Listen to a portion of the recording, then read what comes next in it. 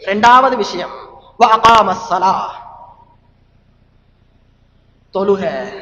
தொழுகையை நிறைவேற்றக்கூடியவராக நிர்வாகி இருக்கணும்ன்றாங்க. அல்லாஹ்வுடைய குவாலிஃபிகேஷன்ஸ் கையால மடியால நான் போட்டு சொல்றது கிடையாது.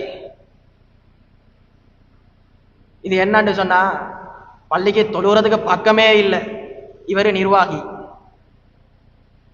நிர்வாகி தொலை வந்துட்டு இடையில 2 நாளைக்கு 1 நாளைக்கு வராம இருக்கிறவரை சொல்றது இல்லை. இந்த இடத்துல பள்ளிக்கு வாரதே இல்லை, பள்ளி பக்கமே இல்லை, இவர் நிர்வாகி.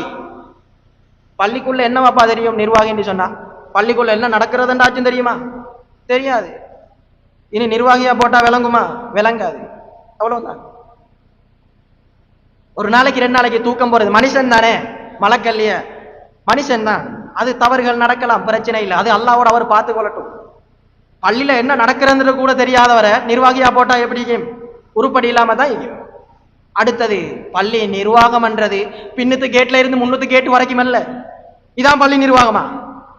பள்ளி நிர்வாகம் என்றது இந்த ஊருக்கு பொறுப்பு, ஊருக்கே பதில் சொல்லணும் நிர்வாகம்.